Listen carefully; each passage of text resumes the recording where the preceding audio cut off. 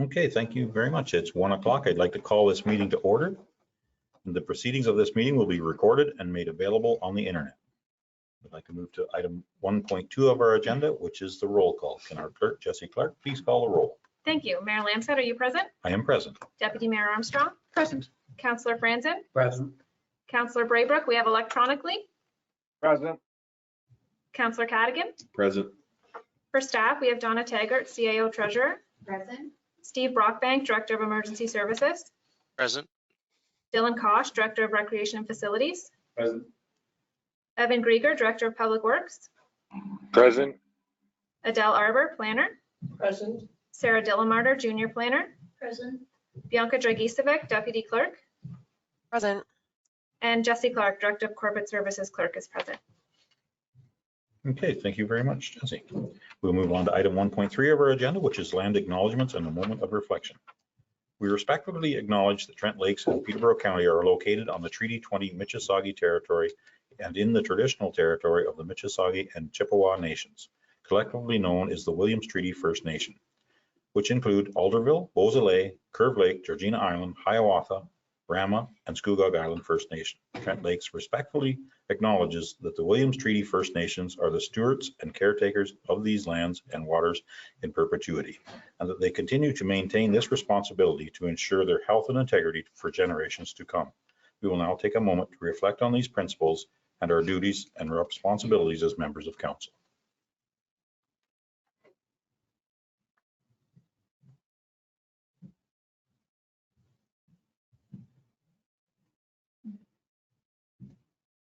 Thank you very much for the respect. Okay, we'll move on to item 2 of our agenda, which is disclosure of pecuniary interest. If anyone on council has an item they have an interest in, please discuss it now, disclose it now, or anytime prior to speaking on the item on the agenda that you have an interest in. I'm seeing no hands. We can move on to item 3, which is the approval of the agenda as circulated. I will entertain a motion for that. I see Deputy Mayor Armstrong for a mover. And I need a seconder. Councillor Braybrook for a seconder.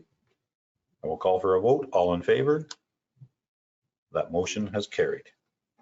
Okay, we can move on to item 4 of our agenda. We can approve both these meetings at the same time if we choose to, or we can take them out and do them out one at a time.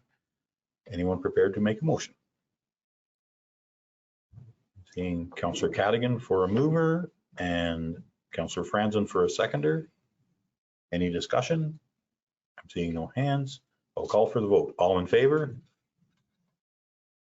That motion has carried. Thank you. And we can move on to item 5 of our agenda, which is committees and boards. We have the library board minutes and we have the committee of adjustment minutes. Motion to repeat. Okay, we have a motion to receive. Do I have a seconder for that motion? Seeing Deputy Mayor Armstrong for a seconder. Any discussion? I'm hearing none. I will call for the vote. All in favor? That motion has carried. Thank you very much. Do we have any liaison reports for council, boards, or committees? I'm seeing Deputy Mayor Armstrong first. Go ahead. Thank you, Mayor. Just a quick one, an update on the Buckhorn branch of our library. They did have a flood at the end of last week, which has been taken care of, and they are now putting in carpet today. So during that time, they've been doing curbside delivery, which is great. They've at least kept the service going, and they do expect to resume full service tomorrow. Okay, excellent. Glad that's getting repaired. And I see Councillor Cadigan for the second comment. Through you, Mayor Lamstead, Upper Trent Water Management Partnership had a meeting on April 21st. For you that don't know, this group is formed to have a presence and overwatch over our water systems, and somebody is paying attention and making sure the water quality is maintained. Some of the issues mentioned were the Trent Severn Waterway, that it was built not as a flood control system, so we can expect larger floods, larger water level fluctuations are coming. And all the more reason for our Trent Lakes flood mapping plan to be approved. And to prepare for areas that are potentially going to be flooded in the future. Okay. And the one other fact, Parks Canada spent 823 million on Trent Severn Waterway major projects last year. No. Thank you very much. Councillor Cadigan, any other comments? I'm seeing none. We'll move on to item 6, which is a statutory public meeting. We do not have any. We can move on to item 7, which is our business arising from that statutory public meeting. So we do not have any of that. We can move on to item 8. We can go to 8.1 with the presentations. Nancy Johnson, Director of Strategic Initiative of Sweeney and Associates. You can go right ahead, Nancy, at your you. leisure.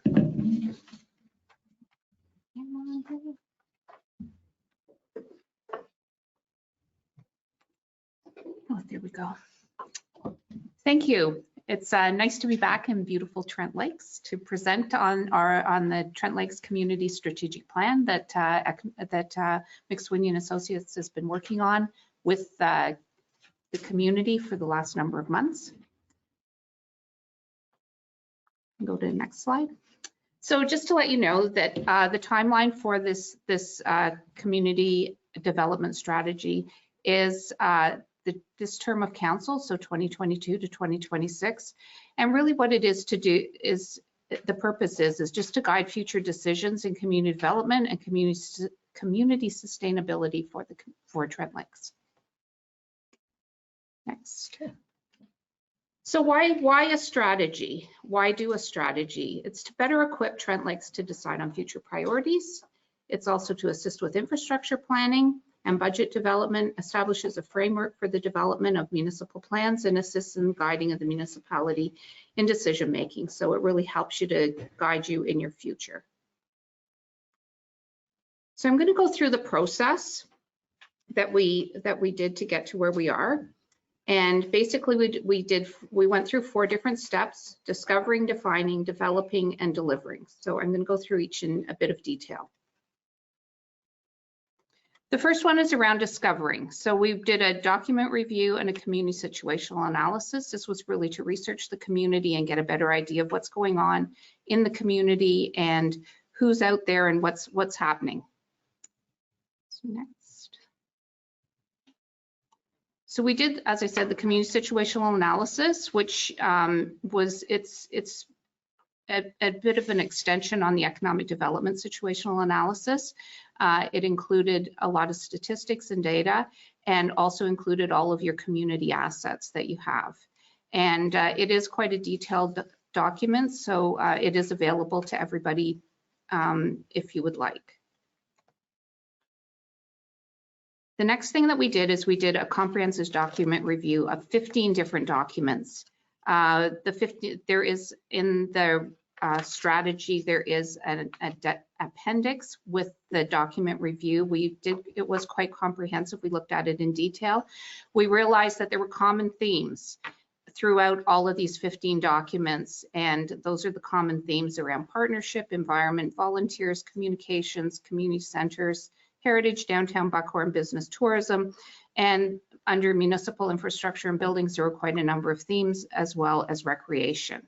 So there were a number of commonalities throughout all the documents. We also looked at your existing community mission, which was about council and staff committed to providing efficient, effective, and accountable rural services to permanent and seasonal residents and businesses. And we felt that based on all of our consultations that we did, that this still held true. And we also looked at your community vision, and again did the same thing, and thought it was still the right community vision based on all the consultations that we did. The next step was about defining. So this was our consultation process, and we went through one-on-one interviews, most phone interviews. We did an online survey, and there were focus groups that were held as well. And what we came out with was a score, and I'll go over that in detail as well. So the first thing that we did was the consultations, and in total there were 301 people that participated in the consultations. So you had a great response, 263 responses from the online survey, which is fantastic. 14 community participants participated in the focus groups, and we had 24 phone interviews. And we also had, on top of that, staff involved as well. And out of that came the score, which is McSweeney does strengths, challenges, opportunities, aspirations, and results. It's just a bit of a more positive look on a SWOT analysis. And so we looked at all of your, we looked through all the consultations and came up with that. And it is in detail in the report as well. So just key strengths that we looked at, or that we found out through the consultations, is that one of the key strengths is community. It's a really close-knit, friendly community that's really proud of their community. Obviously, there's a natural beauty out there. It's peaceful, forested lands, lakes, and beaches. There's an amazing quality of life. There's lots of volunteers that are driving programs. There's that real rural feel. Kid community assets, which we saw, and accessible to larger urban centers, which is great. You also obviously have an amazing outdoor recreation opportunities with hiking trails, boating, beaches, all those sorts of things. You can see it out the window. And then key strengths or key challenges, we have infrastructure and services. So there was a bit of a, we see across the municipality, inconsistent internet, which is something that a lot of rural communities need to deal with, lack of public transportation and childcare, just as a few. Also, the municipality of Trent Lakes, just as a corporation, looking at it as a small staff complement with multiple roles and responsibilities. So we know all the staff is very busy working on various things. The economy, it's a bit of a challenge. There's a seasonal summer population. I know that it soars in the summertime. And there's limited commercial retail businesses and a bit of a labor shortage as well. The other thing is the community, just in general, can be a bit faction between north and south, seasonal and permanent residents, different communities from pre-amalgamation sort of, and it's also kind of the beginning of an overcrowding of lakes. So something to look out for. And aspirations, so looking again through the consultation process and the research we did, the aspirations are really around valuing and protecting the natural beauty of the municipality, integrating hiking and biking trails, continuing to be friendly and engaged community, have that healthy and small scale commercial base, and really with new businesses sort of supporting residents, having that strong infrastructure. Really, the roads and internet are so important to the community. Having a wider range of dwelling options. There's obviously housing issues as it is across the province. And so having a wider range of dwelling options allows people opportunity to live here. Better communications around bylaws. Continuing to build that strong volunteer base, which you have and needs to be continued. An opportunity for four-season tourism, and infrastructure improvements, support services aimed at all age cohorts. So looking at seniors to families to young people.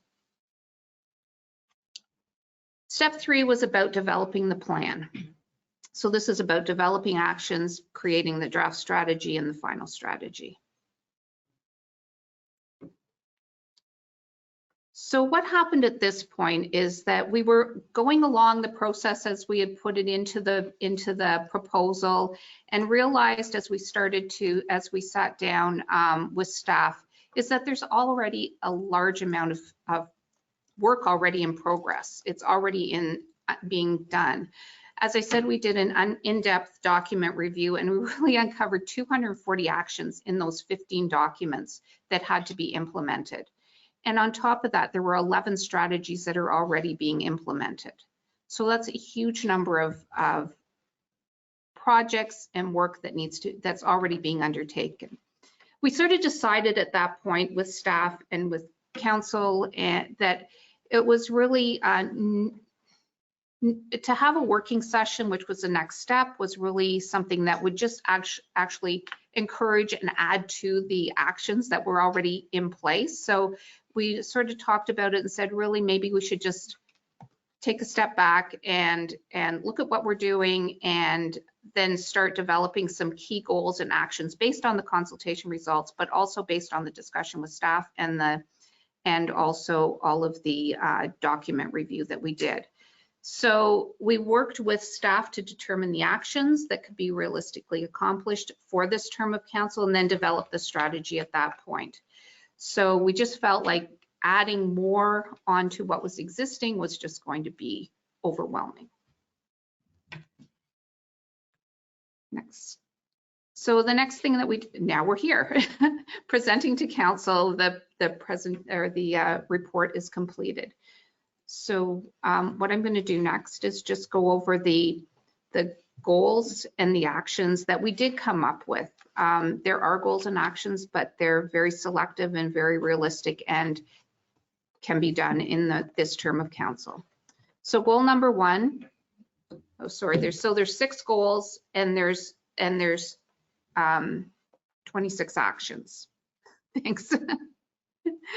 So even in this, there's a number of actions, but again, it's taking some of the things that are already in place and looking at those as well. So the first part is in goal 1 is about policies and just putting those policies in place to streamline the municipal processes. So it's really around creating clear policies and processes which are already in place or need to be put in place in the next few years. And the short-term rental licensing plan is already in place, but it needs to be implemented. There's a policy around heritage that needs to be done. So there's a various number of policies that need to be put in place. Next. And the next part of goal 1 is review. So there's a need for a service level review of fire department, committee restructuring review. So those are already in place and need to be done. Goal number 2 is about having infrastructure in place. Again, there's a number of things that are in process, the municipal office building addition, upgrading and maintaining the aging facilities that are in Trent Lakes, evaluating the need for land requirements, for municipal land that could be purchased. And the big ones, again, are completing infrastructure and facilities around the Buckhorn Public Works Building and Fire Hall and the Public Works Building. So really busy for the next 4 years. Goal 3 is about communicating the vision of Trent Lakes. And let's talk about rebranding the municipality to improve the perception, creating marketing initiatives, and completing a comprehensive communication plan that's already underway. And then goal 4 is really about helping the corporation of the municipality to remain an employer of choice for existing and new staff. So continue to investigate ways to promote life-work balance and differentiate Trent Lakes from other municipalities. There seems to be a shortage of staff for municipalities, and we're seeing that across the province as well. So how to create Trent Lakes as a great place to work. And then having succession plans in place. And goal 5 is about environmental stewardship for the community. So setting up an advisory committee to become better stewards of the environment and continue to implement plans such as the Demand Energy Plan, Open Spaces Plan, Buckhorn's Streetscape and Green Space Master Plan that are associated with environmental stewardship. Next. And then goal 6 is about building relationships for the community. So there were a couple of them that came up that were really strong, is establishing the 4 council and meeting on a regular basis and implementing the current volunteer policy to provide structure around training, managing risk, et cetera, and to improve relationships.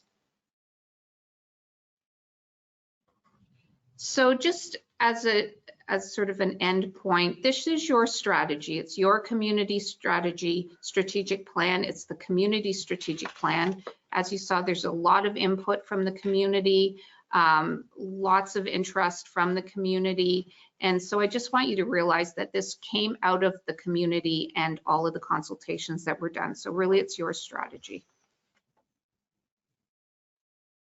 And the next steps that we have is that once this has been approved, I'm going to be working with Bianca and Donna, and we're going to be doing an implementation plan. So each of the actions that have been put into the report will be determining timelines, we'll be putting in responsibilities. So it's a document that can be followed for a work plan.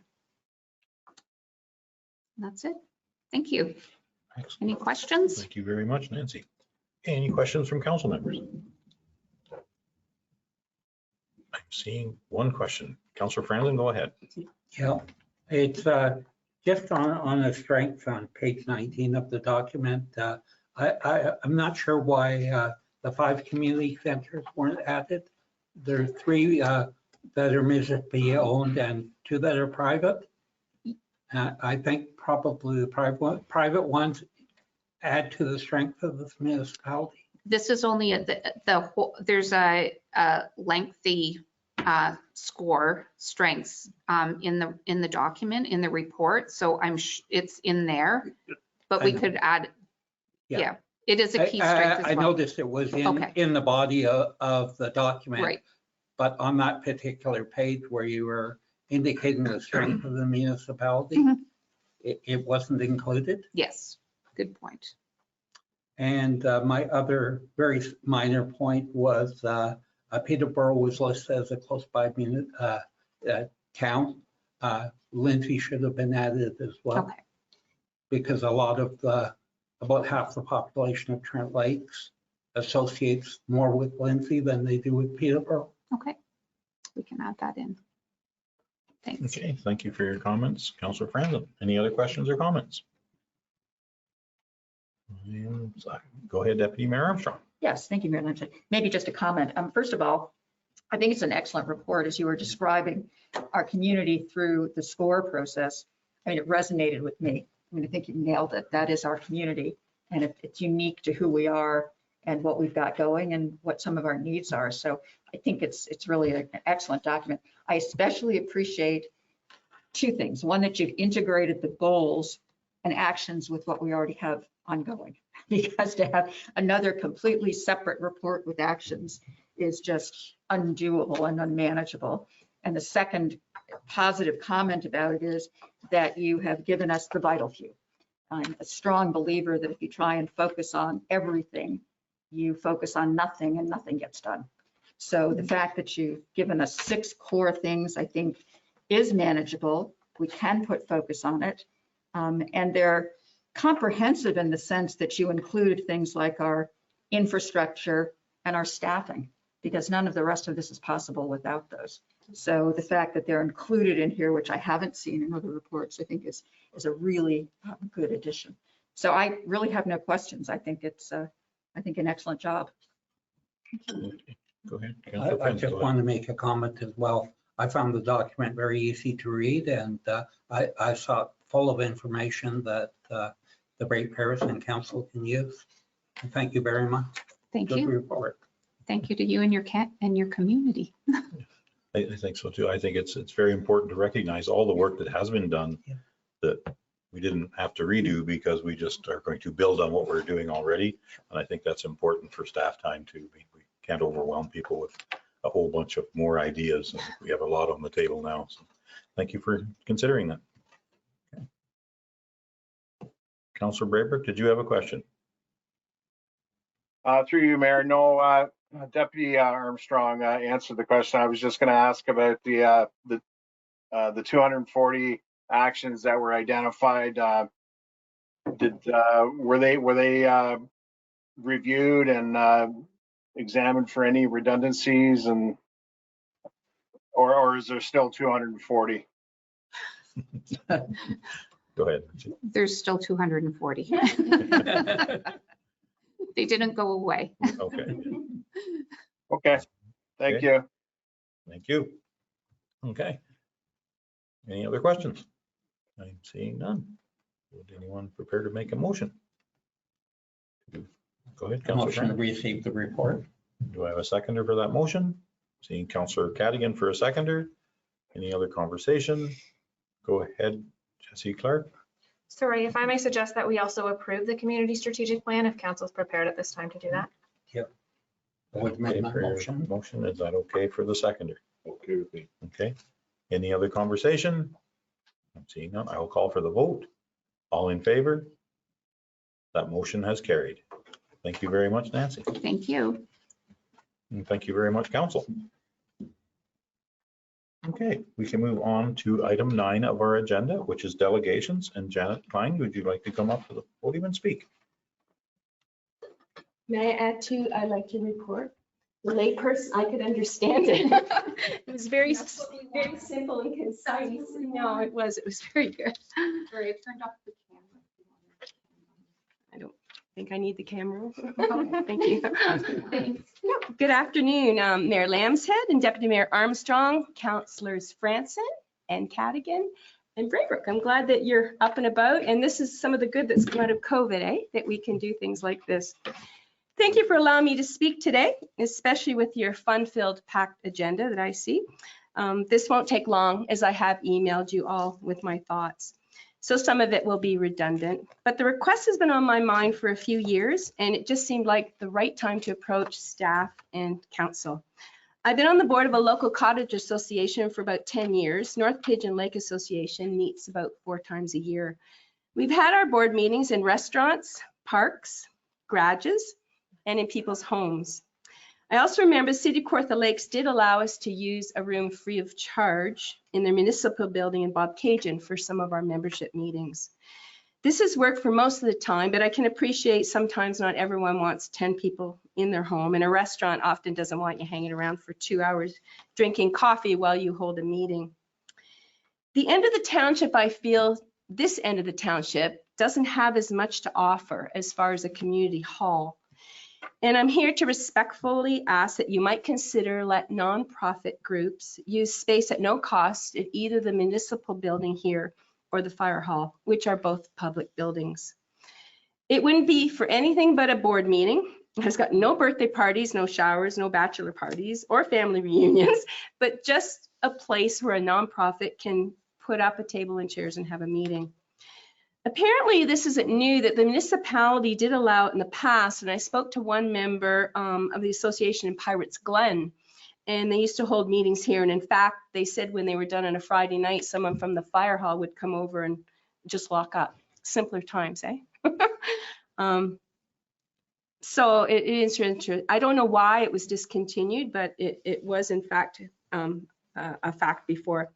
Also, I mentioned in my letter too that I was on the Nogies Creek working group for a couple of years, and we always had our meetings in this room. We just set up a table and chairs and had our meeting. And I asked why we were allowed to, and it was because Councillor Raymond was on the board, and that was the only reason we were allowed to hold it here. But it wouldn't have been a municipal committee. It was through the Kawartha Conservation. I called over to the Bobcaygeon building and learned that that room is still available for use for free for nonprofits. It's now been incorporated into the new library, but it still is there. It's available to nonprofits at no charge. So that's it. Thank you for the willingness of council and staff to listen to the request. I've already had some reasons given to me as to why maybe it won't work, but I appreciated the invitation to come to discuss it anyway. And it tells me that you're open to ideas from the public. I've already witnessed this willingness to work with residents on different projects and ideas, and it's really very positive and refreshing. I also feel this council and staff are not afraid to try something new, even if no other municipality is doing it. And this is always refreshing too, because policy and programs are always evolving, and I think it's nice for Trent Lakes to take the lead with new ideas and not just to do it because someone else is doing it. Anyway, that's all I have to say, and thank you for your time. Okay, thank you very much, Janet. Does anyone have any questions of Janet? Well, I just have a comment. I experienced the same thing. I wasn't on council, but we were having meetings at Pirates Glen, their AGM, and we were doing it in the service center in Bobcaygeon, the City of Kawartha Lakes Municipal Building. Mm-hmm. And I was asked, why can't we do it in Trent Lakes? good question. Okay. Okay, Thank you thank very you. much, Janet. I don't know if anyone on staff would like to respond to any of that, but I think we can talk about that at a later time and see if we can do something. Unless Donna, would you like to speak? No, I'm not putting you on the spot. I just thought we, So thank you and through you. So it is something that council could ask staff to have a look at. We have had some struggles over the years with spacing, as council are aware, which is why there was an approved addition to this building. So the only challenge at times could be scheduling that, because we do often have impromptu type meetings in this room, for instance, but we could certainly look at doing that if council directed. We currently do have a policy in place for our parks and beaches, and there is a rental fee involved in that. But if council would like staff to go back and have a look at offering this type of thing to the public, the only thing we would need to consider is that it would be open to everybody in the public. That would be something we wouldn't be able to pick and choose. So just the, honest answer that there are some spacing challenges in this building currently. We do have staff doubling up, and we do use but we don't all the time. So we definitely, if council have a desire for us to go back and have a look at that, we would certainly do that. okay, thank you very much, Don. Anybody on council want to comment on that, or go ahead, Councilor Franzen. I'd make a motion that staff review our policy, whether there's space available for private groups. Do I have anyone who would second that? Councilor Caddy would second that? Any conversation? Go ahead, Councilor Armstrong. Yes, Or I would Deputy like Mayor to just kind of narrow that down to meetings for nonprofit groups. Yeah, of course. Armstrong. Yeah, we have to be cautious. That was my intention. No bachelor parties. Yeah. And we must realize that this building gets used a lot by a lot of different staff members, so, and council, and sometimes we come here to go online because we don't have the proper rural internet yet at our homes, and so it is a busy little spot, so there'd be some scheduling that we need to make sure we look after, so, thank you. Just Go ahead. another comment. When we plan the expansion, I think that we should plan on a room for small groups to non-profit groups to meet at municipal office. Yeah, I think Donna just rushed to the table. Go ahead, Donna. So thank you and through you. So yes, we do have some preliminary drawings, and there has been some space created for that type of thing. Yeah. But can I just also ask that council perhaps consider that the use of the building would be during the day, because it would be challenging after hours to offer this type of availability. True, is that maybe something we could just modify that motion a little bit to make sure that it's used during the daytime hours? I would assume that would come through in the report that we received from staff. Okay. Okay. I'm going to call for a vote if I have no more questions. Oh, I think, Oh, Councillor Braber, do you have a question or a comment? Yeah, just, I guess if it was to be entertained, any of the, you could put in the terms of conditions of what types of groups and what times. I know that's already been addressed. Okay, thank you very much, Councillor Braber. Okay, I will call for the vote. All in favor? That motion has carried. Thank you very much. Thank you, Donna, for your comments. Okay. Thank you, Donna. Okay, we can move on to staff reports.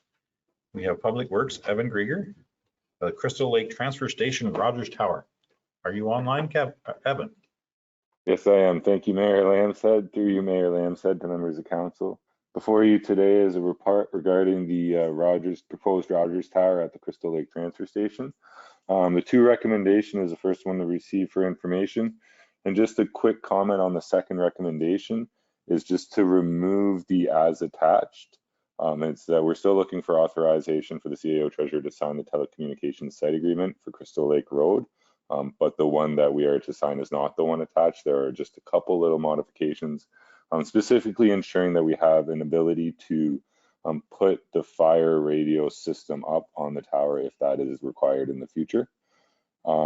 Just some of the highlights of this is one, that there is actually revenue for the municipality at $13,500 per year with a 2% increase. As well as the one thing I think that's fantastic, it is going to improve that rural internet that you were speaking of, Mayor Lambshead. So we are working with the company to try to get better internet all over this municipality, as it'll improve service to our residents. Yeah, I'm here for any questions. Okay, thank you very much. Does anyone on council have a question? I see Councillor Cadigan first. Through you, Mayor Lambshead, I'm wondering about the revenue, the 2% increase over 5 years. Is that per year or is that 2% over 5 years? Thank you through you, Mayor Lambshead, to Councillor Cadigan. Yes, that is 2% each year. So it'd be annually, it'd be the 2% increase. Thank you. Okay, thank you very much, Evan. Go ahead, Deputy Mayor Armstrong. Thank you, Mayor Lamson. Thanks for this, Evan. This is mostly related, but I'm sure the mayor will cut me off if it's not. First of all, I'm thrilled to see this because we're helping solve our own problem, as you mentioned, which is connectivity. So I have two, I guess they're questions. One is, do we have any other possible sites that are under consideration and/or can we propose any?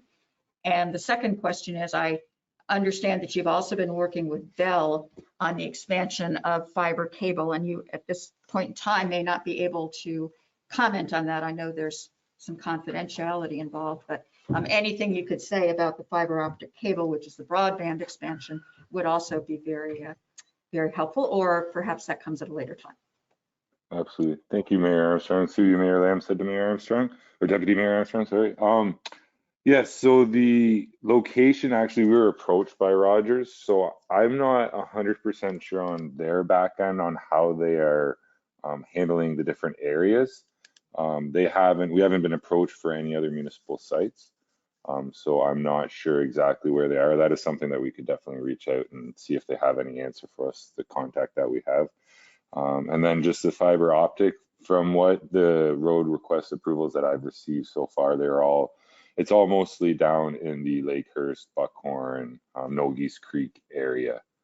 So that's where the focus is, and that's where the push seems to be for now. So that's all basically the update that I could provide at this time. Okay, thank you very much. Go ahead, Deputy Mayor Armstrong. Yes, if I may just follow on. Thanks very much, Evan. I appreciate that. I do know that there were requests out to the public for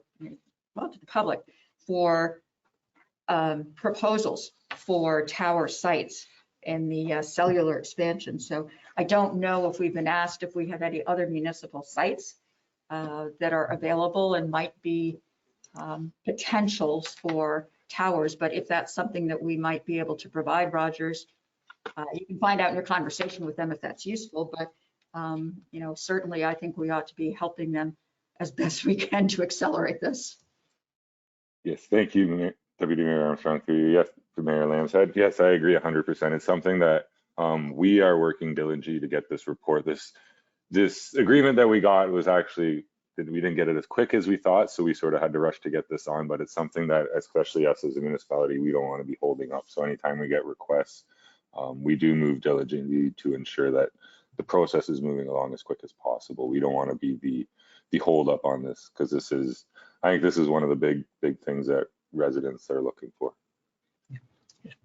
Thank you very much, Evan. Okay, any other questions? I'm seeing none. Anyone prepared to make a motion? I'm seeing Councillor Franzen. I would support this proposal. I think it's really important to our residents. And it's a large site, the Crystal Lake transfer station, so there shouldn't be a problem locating a tower on that property. Okay, that is, your motion is recommended on the report. Okay. Yep. Just Council, yes, go ahead, Evan. Sorry, just through you, just to comment, as the second recommendation is not as attached, but just to end that Crystal Lake Road, because there's just a couple changes on this agreement that we have attached. So Okay. You're okay with that as an amendment? Yep. Okay. Councillor Braber, go ahead. Yeah, sorry, through you, Mayor. Just a quick question, Evan. This particular proposal, how long did it take from start to finish? thank you, Councillor Braybrook, through you, Mayor Lambshead, to Councillor Braybrook. So we received initial reach out was February of last year. So that was the initial touch base from them saying, we're looking at a site. Would your site be, do you have a site, like, would your site be open to using it? And we said yes right away. So it's been basically about a year. And they're hoping to have construction. I think they're planning for this summer, if everything works along. But they're on a big push to get work done. Okay, so do you think that's, in your experience that you've had with this, it could be sooner if there are sites identified as Deputy Armstrong alluded to? Yes, through you, Mayor Lambs. I believe so, but I'm also I'm not 100% sure on their background logistics and where they get their pressures from and where they're sort of directed. We don't deal directly with Rogers. We deal with, they sort of hired a consultant sort of person to deal with it. So we're sort of working with them. So as a big corporation like Rogers, you sometimes try to understand where the pressure is coming from. Thank you, Evan. No. Okay, thank you very much, Evan. Thank you very much, Councillor Braybrook. And we will, any other conversation? Oh, go ahead, Adele. Through you, Mr. Mayor, I just wanted council to be aware, once the site has been secured through the municipality, there is a process in place that they apply through CRINS, who is the telecommunication experts that look at the site to see whether there is a permit going to be permitted for the location. So there is a number of months still that they have to go through. They have not made their submission as of yet because they needed to secure the site first. Okay, thank you very much for that comment. Okay, any other comments? I'm seeing none. I will call for the vote. All in favor? That motion has carried. Thank you very much. Okay, we can move on to item 10.2 of our agenda, which is recreational facilities, and 10.2.1. Dylan, our Director of Recreational Facilities, would you care to speak to this file? Thank you, Mayor and Council. It's strange being back here in front of you again after 3 years of being away. Before you have a report in response to Resolution 2023-160, Council requested staff to investigate criteria for an open spaces working group and report back. So Council, I have been through the open spaces master plan. We have 85 recommendations over the 10-year term. In this term of council, which is the immediate and short terms, years 1, 2, and 3, there are 27, and I'm calling it 26 because one of the recommendations was in 2 sections and actually duplicated recommendations. And there's 2 like full ongoing recommendations that are not mentioned here. They're kind of overarching themes, building, working with local partners, not specific actionable items. So the 26 recommendations that I've analyzed here are the actionable items that there's a product at the end of it. So I've broken down the 26 recommendations into a number of categories. I'm not going to read through it all. It's in the report there. But what you come out with at the end of is 20 of the 26 recommendations. 3 of them are already on our work plan for 2023. And 5 of them we consider to be essential for the success of the open spaces master plan, and would highly recommend that council does not consider deprioritizing them because they're strategic in nature. Base building will guide the way you work through the plan for the rest of the term. So from that, you're left with 18 recommendations, and of 12 of those are what I would consider highly recommended, but not entirely essential. So there are things that maybe it relates to Trent Severn Waterway, things that came out of the plan that were obviously very important through public consultation during the plan, and we wouldn't recommend getting rid of those either. So of those, after that, you're left with 6 recommendations, and they're all trails, which is great. And 2 of those trails are on municipal property, are really easy wins. One of them is a Crows Line Road roadside trail. It's putting signs and line painting up. It's an easy win start to our trails network that we've requested. Number 2 is the Lakehurst Community Center Trail. There's already an established trail there. It's probably more or less landscaping, bringing it up, establishing a trailhead map, the infrastructure as specified in the plan. So those are really easy wins for council. And so if we're looking to produce results at the end of this term, I think those are an easy decision for council to make. We're left with 4 recommendations that involve 1 or 2 owners. one private owner, and in a couple situations, there's the county and the MNRF might be involved. Those will entirely depend on whether or not the landowners are willing. And since it's only one owner, it's not like we have to go through a whole slew of 15, 20 owners to determine whether or not they're interested. If they're interested, we can, have the discussion. If they're not, I would consider that trail as deferred until there's a new owner, or, that we want to take a stab at it again. So, and then there's one final trail which has anywhere from 2 to 5 owners. And if for whatever reason that trail were to, somebody was to say no, there is adjacent road allowances that would follow basically the same route. So I guess what I'm saying is, I think that staff have the ability, if council sets the parameter of how much money they're willing to spend per year over the next 3 years. We've made a suggestion of $200,000. That's basically the average over the 3 years as suggested by Think in their plan. Council, that's totally your discretion. You can tell me whatever number you please, and we will work with that. So, by the time we gear up a working group, get them in and get them back with a result to me, so I can start going out for pricing and come up with a presentation to council. Our window is very small, and I don't feel that it's necessary at this point in time. I think the plan is very back end loaded. There's obviously the difference of 85 to 26 recommendations in the back end, and some of those become very complex and are all through the municipality, multiple owners, multiple agencies.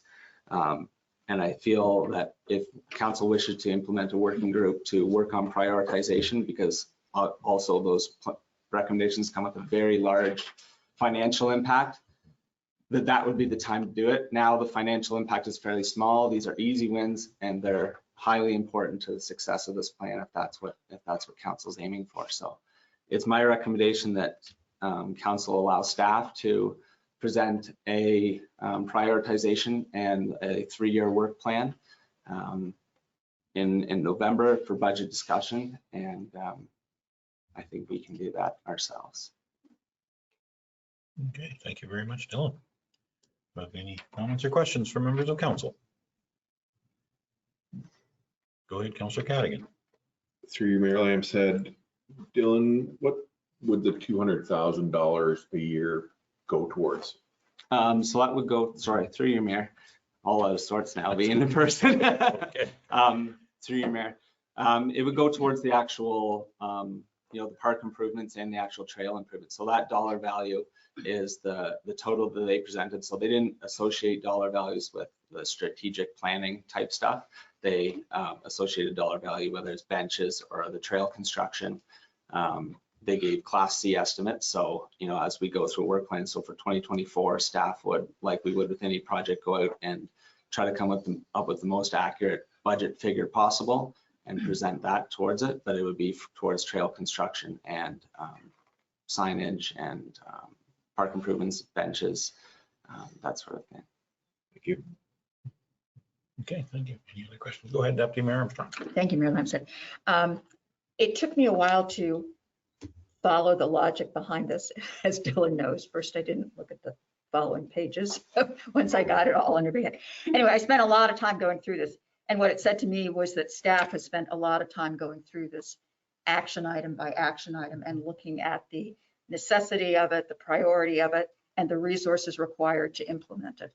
And so I'm quite comfortable, and I'm also actually very pleased that staff has stepped up and said, this is within our mandate. And the things that are being listed for immediate and short term are things that we can do. And we'd like to do that. So give us the go ahead so that we can get something accomplished. That's sort of how I read this thing in summary. The other comment I would make is I think we all heard on the campaign trail that our residents are tired of plans. They want to see results. And I think this speaks to getting some things done that's within the capacity of our staff and their mandate to do. So I certainly support it. I know we'll have some checkpoints along the way at budget time every year so that we can, relook at what we've accomplished and is our set of priorities still right. And I also note that you've identified the probable need for a committee once we get to identifying new trail development. And that's where I think the public will have most of the input that we need as to, is that one of the 27 trails they want, and does it make sense, and how hard is it to do, et cetera. I'm a soapbox, sorry, just one last comment. I think the important thing is we had 85 recommendations, which is way too much. And we needed somebody to go through it diligently and identify the critical ones that can be accomplished over the next short term. And that's what you've done. And so I don't think we need a committee to do that. I think you've done it. Go ahead. Sorry, just jumping back to Councillor Cadigan's comment. We're not asking for you to approve any funds right now. What I'm asking for is a guidance figure to say, we're willing to commit in principle to $200,000 a year. We may get to year one, maybe it's $50,000. And then, with a work plan presented, you get to year 2025, a new work plan and budget figures for it. It's just as a guiding principle to say, if in my mind I know that I can budget for an average of $200,000 a year, I can say how much can be done within the scope of the plan versus if it's 50 or 400 up or down. It's not a budget figure that's set in stone. You guys have a lot of priorities to deal with in November. So that needs to balance. It's just a guiding figure for me to work with. Okay, that's good. I think it's very important that the first 2 or 3 items on your list are going to support many of the other items, because if you don't get the ground started right, you can never accomplish the goals that you're looking for. So it's important to start strategically and know that you're moving forward on that plan with the bases in place. So I think that's an important step. And yeah, I don't know how $200,000 would sit with anybody else. Go ahead, Councillor Franzen. Yeah, just a couple questions through you. First of all, I think that maybe setting up the committee should be an open date. You may be able to come back to, Dylan, you may be able to come back to council and say that you think that this is the time to open the committee, 6 months or a year and a half down the road. And so that we can review it, that we don't have a fast date. Sure, through you, Mayor.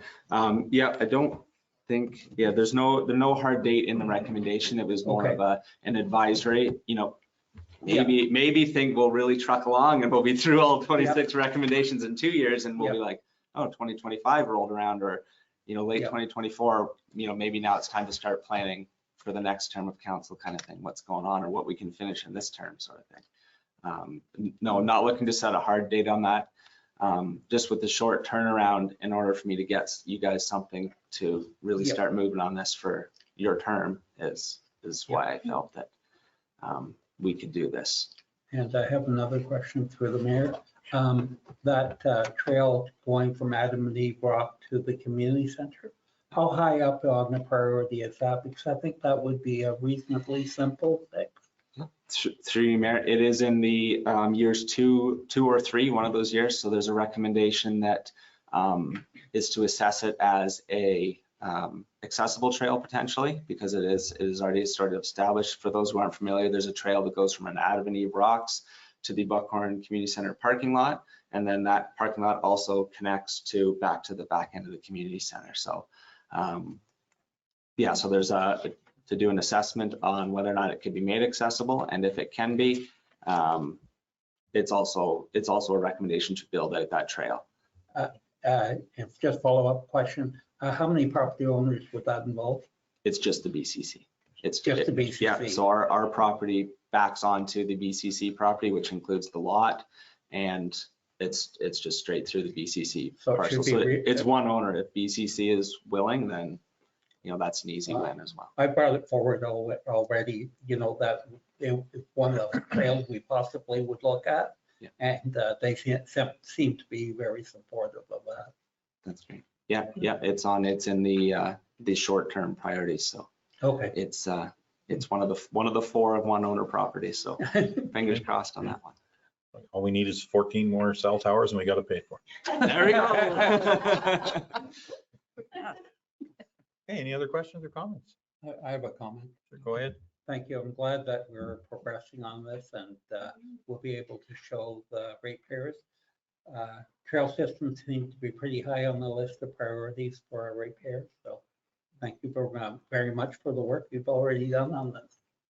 Thank you through you, Mayor, and to all council. Thank you for your support on this. The whole department, I know, not just speaking for myself, we all want to, when we get a list of stuff, we want to see it to completion. We don't like the plans that sit on the shelf in our department. So we want to get it done. Yeah. Must thank the reports and the committees that helped get all this information out there too. Yeah. That's fantastic. Thank you for that. Councillor Braber, were you trying to ask a question again, continuously? Well, through you, Mayor, I was just,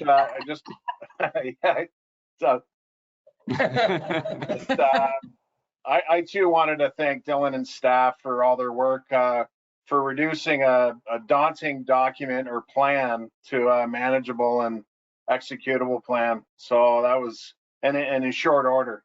And as the mayor just alluded to, all the other committees and PRCAC that helped us get to this point. So it was a big thanks to everyone that worked together. And if this is an indication of how we're going to interact with our community moving forward, I'm looking forward to it.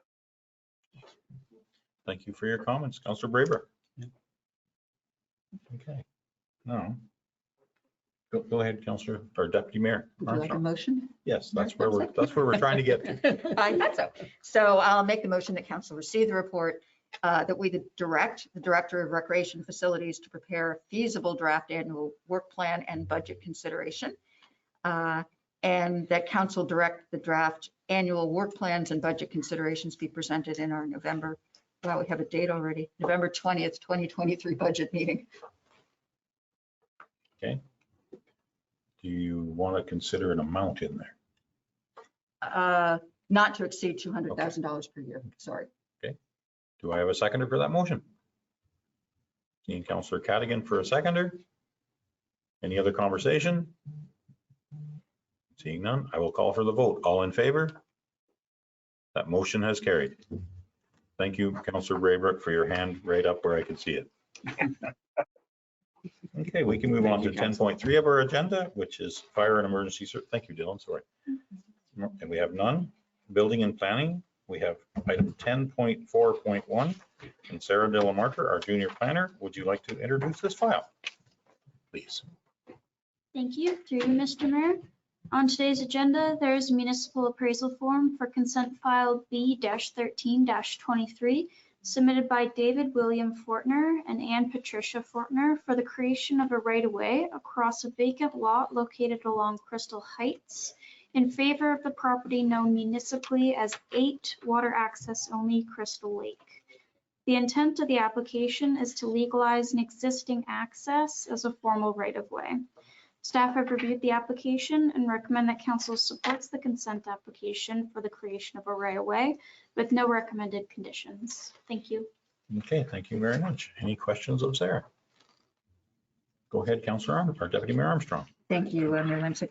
Sarah, I was a little confused. Does the applicant who owns the water access only property also own this vacant lot? He's a partial owner. So the owner of the main lot, the lot 25 that's highlighted on the screen right now, he also owns a half owner of the lot that it's being granted to.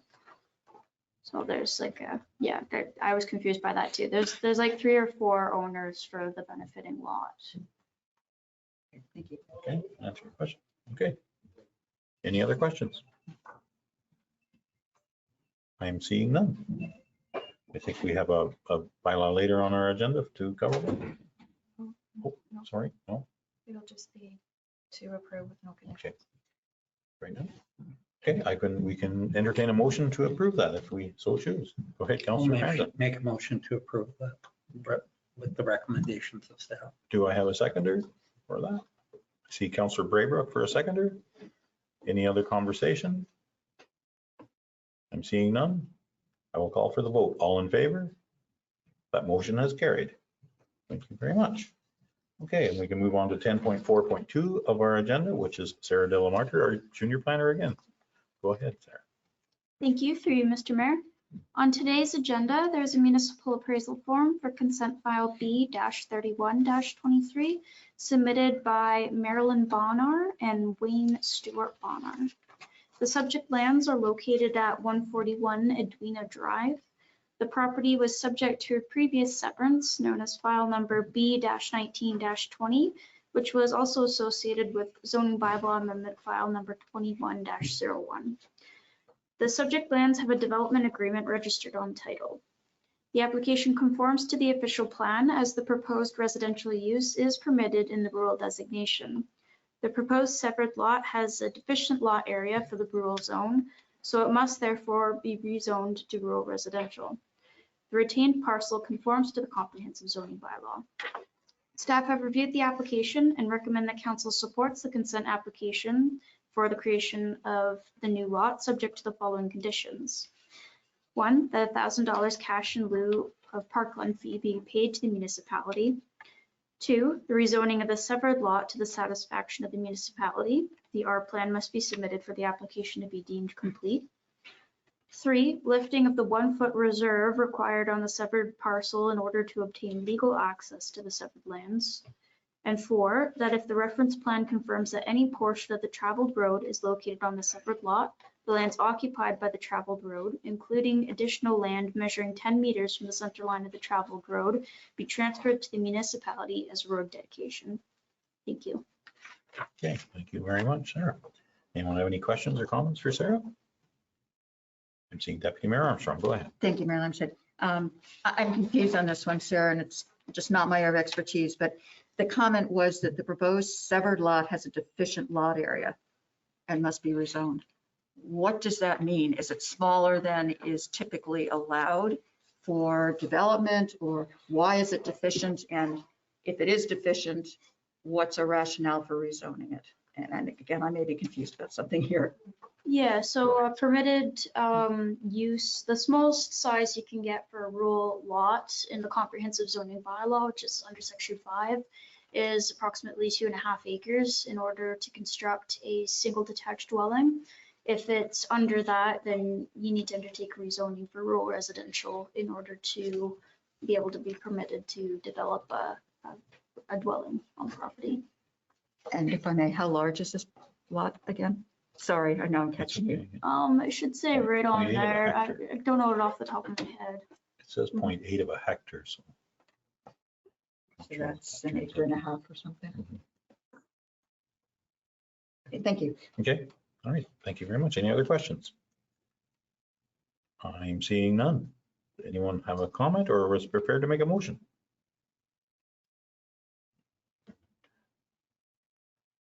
The room went silent. I'm unable to make a motion, so go ahead, Councillor Franz. Yeah, I'd like to make a motion and support with the conditions laid out by staff. Okay. Do I have a seconder for that motion? Deputy Mayor Armstrong for a seconder. Any other conversation? I'm seeing no hands. I will call for the vote. All in favor? That. Councillor Braybrook, did you hear that? All in favor? Okay, there we go. There we go. That motion has carried. Thank you very much. Okay, we can move on to item 10.4.3 of our agenda. Once again, Sarah Delamarter, our junior planner. Can you please talk about the file? Thank you, through you, Mr. Mayor. On today's agenda, there is a municipal appraisal form for consent file B-113-22 submitted by agent Kevin M. Duguay on behalf of the property owner Jeffrey Ward Reed. The subject land is located at 1682 County Road 36. The application conforms to the official plan as the proposed residential use is permitted in the rural designation. The retained parcel conforms to the comprehensive zoning bylaw. However, the separate parcel will be subject to a rezoning to recognize the environmental features as part of the EP zone identified in EIS will be present on the new lot. The remainder of the severed lot lands will be rezoned to recognize the deficient frontage along County Road 36. Staff have reviewed the application and recommend that council supports the consent application subject to the following conditions. 1, $1,000 cash in lieu of parkland fee be paid to the municipality for severed lot. 2, rezoning of the severed parcel to the satisfaction of the municipality. The R plan must be submitted for the application to be deemed complete.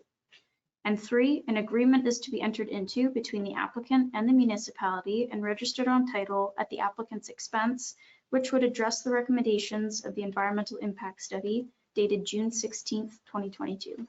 Thank you. Okay, thank you very much, Sarah. Anyone have any questions or comments in regards to this file? I'm seeing none. Is anyone prepared to make a motion in regards to the file?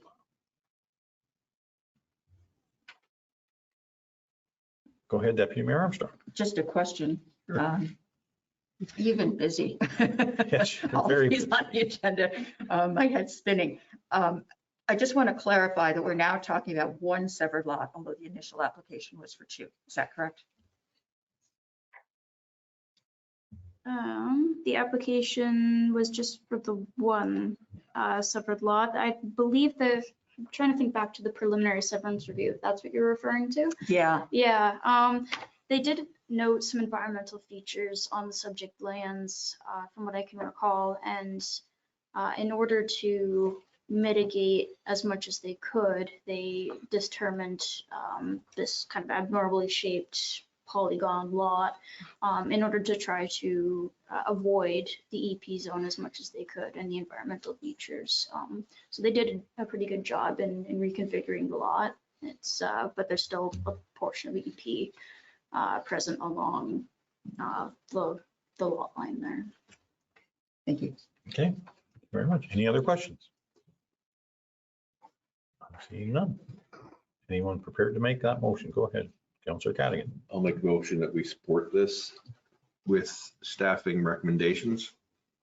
Okay, do we have a seconder for that motion? You see, Councillor Breakbrook. Thank you, sir. For a seconder. Any other conversation? I will call for the vote. All in favor? That motion has carried.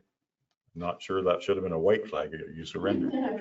Yeah, I surrendered long ago. Okay, thank you very much. Okay, we can move on to our next item on the agenda, which is 10.4.4, which is once again Sarah Delamarter, our junior planner. Go ahead, Sarah. Thank you, through you, Mr. Mayor. On today's agenda, there is a municipal appraisal form for consent file B-115-22 submitted by agent Greg Laurie on behalf of the property owners Sarah Elizabeth Paulette, Nadine Allison Masenji, and Jason Damian Inling for the creation of a right-of-way across 1397 Salmon Lake Road. The subject lands are located at 1397 Salmon Lake Road. The application would authorize a registered easement in favor of property owners Laurie and Wilkes over private lands which have been utilized as a means for private access for many years. However, as Wilkes is not intending to pursue an easement over the Wilkes parcel, or over the Laurie parcel, pardon me, in the near future to obtain legal access over both of the properties they cross in order to access their lands, and only intend to pursue a partial easement, municipal staff are not in support of the creation of the easement in favor of Wilkes. Staff have reviewed the application and recommend that council supports the consent application for the creation of a right-of-way in favor of Laurie, but does not recommend it in favor of Wilkes. Staff are only recommending one condition, and it reads that the benefiting Laurie lands shall be required to rezone to the satisfaction of the municipality to recognize it as a legal lot accessed by a private access, as is a requirement of zoning bylaw B 2014-070 as amended. Thank you. Okay, thank you very much, Sarah. Any council have a question or a comment? I'm seeing none. Anyone prepared to make a motion?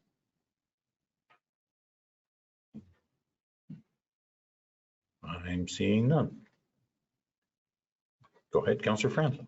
I'll make the motion in support of staff's recommendation. Okay, thank you. Do I have a seconder for that motion? See Councillor Cadigan for a second. Any other conversation? I'm seeing none. I will call for a vote. All in favor? That motion has carried. It's a slight time delay there, Councillor Braybrook. That's why I waited. Thank you. Okay. Okay, we can move on to item 10.4.5 of our agenda. Sarah De La Martin, would you please introduce the file? Thank you, through you, Mr. Mayor. On today's agenda, there is municipal appraisal form for consent files B-17722 and B-17822, submitted by Agent Tom DeBoer of TD Consulting Services on behalf of property owner 1816 450 Ontario Incorporated. The subject lands are located on a vacant lot located on Northern Avenue. The application conforms to the official plan as the intent is to create 2 new residential lots in the rural designation, which is permitted.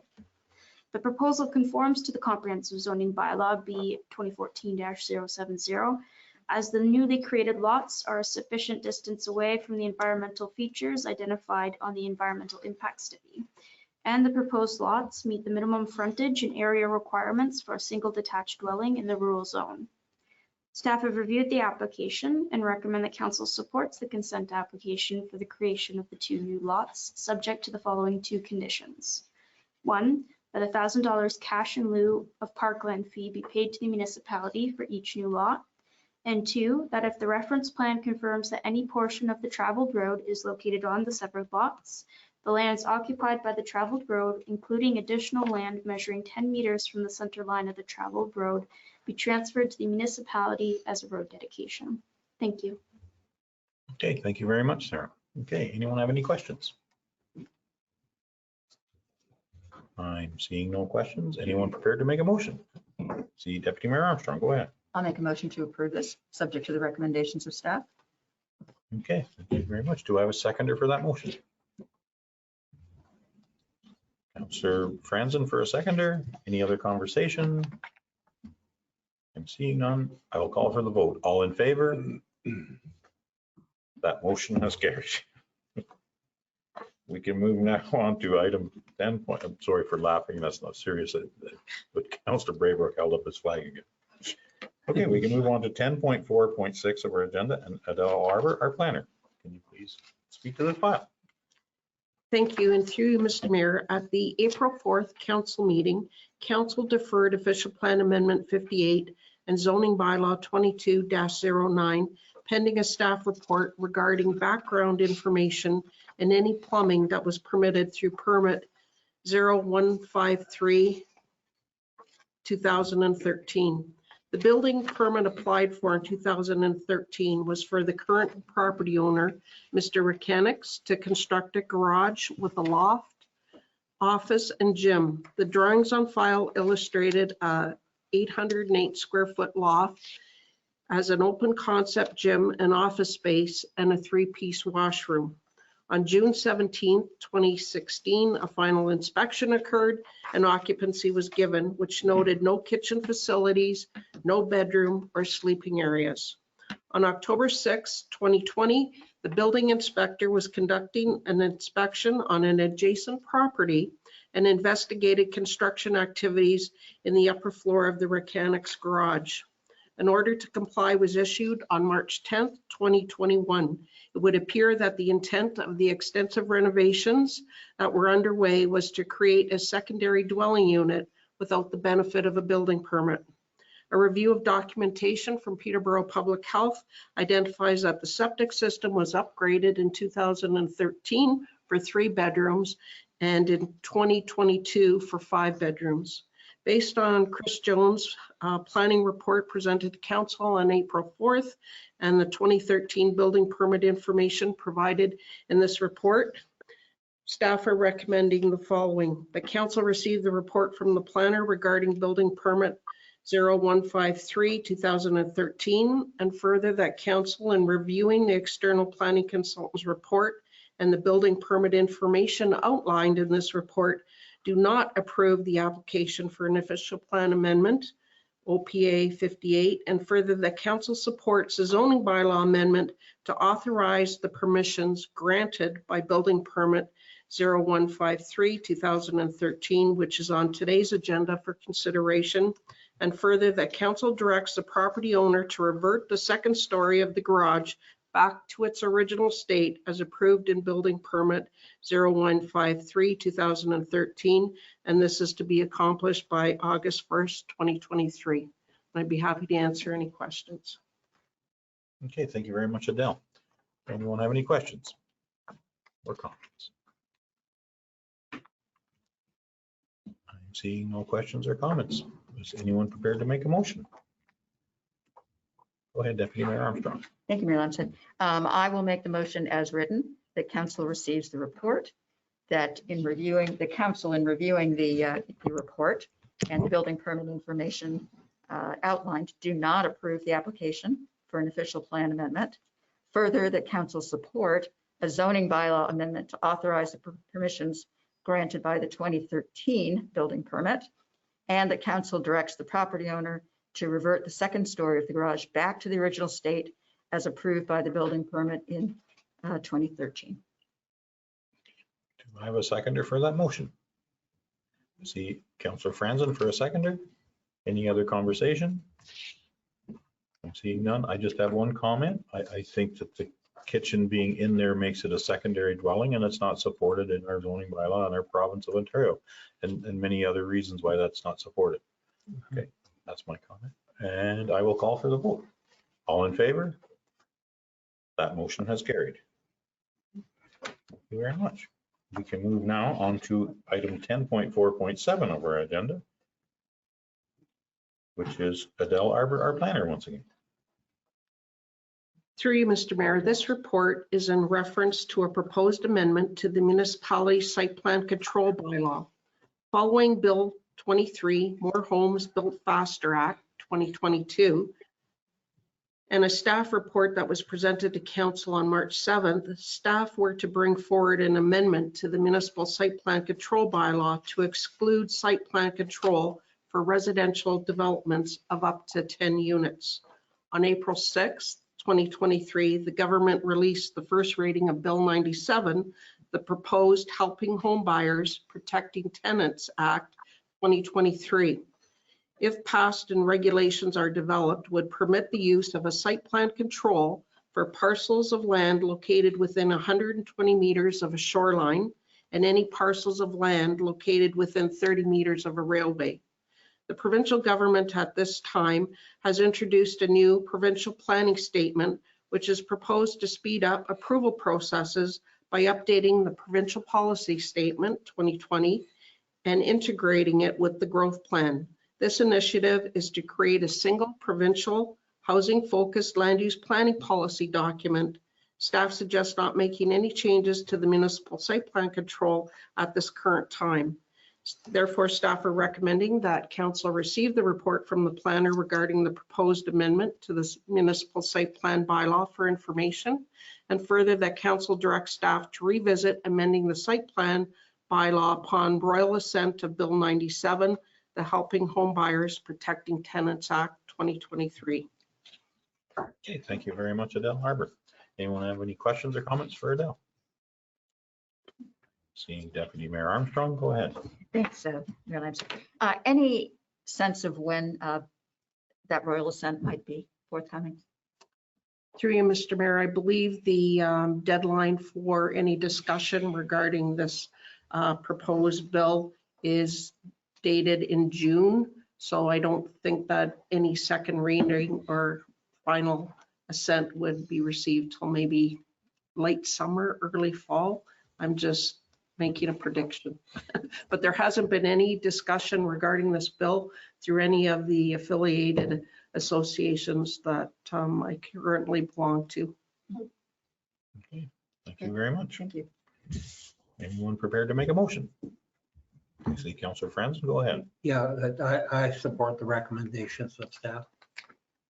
Do I have a seconder for that motion? Councillor Cadigan for a seconder. Any other conversation? Seeing none, I will call for the vote. All in favor? Councillor Braybrook, all in favor? That motion has carried. I'm sorry, I'm sure it's just a delay on our end. Okay, we can move on to item 10.4.8 of our agenda, which is Adele Arbor, our planner, once again. Through you, Mr. Mayor, this report is for information purposes to advise council that the municipality has received an appeal by Dewdney Mountain Farms Limited to the OLT on April 13th, 2023. The appeal appears to be based on Section 3411 of the Planning Act, where council fails to make a decision on a zoning bylaw amendment application within 90 days after receipt of a complete application. The municipality has submitted the appeal with the required information to the OLT, and that was completed this past Friday. Therefore, it's being recommended that council receive the report from the planner regarding the appeal to the Ontario Land Tribunal by Dewdney Mountain Farms Limited for information. Okay, thank you very much, Adele. Anyone have any questions? I'm seeing no hands. Would anyone be prepared to make a motion? See, Councillor Franzen, go ahead. Make a motion to receive the report. Do I have a seconder for that motion? I'm just going to wait 1 second. Councillor Braybrook, do we have a seconder for that motion? There. Councillor Braybrook for a seconder? Any other conversation? I'm seeing none. I will call for the vote. All in favor? That motion has carried. Thank you very much, Councillor Braybrook, as well. Okay, we can move on to 10.5 of our agenda, which is finance. And Donna Tiger, can you speak to file number 10.5.1, which is our overall budget? Thank you, and through you. So before you is information pertaining to the overall amount that will be collected through tax dollars in 2023. So next, just shows you that the total amount to be collected in 2023 is $24,322,293.28. That is actually up $759,728.22 from 2022, with about $453,000 of that being due to the county, $28,000 education, and the municipality $278,290. So next you will see that I've provided you every dollar collected, that 43 cents stays with the municipality, 39 cents goes to the county, and 18 cents goes to the province for education. So what is the impact on 100,000 when you look at the municipal level, the county, and education?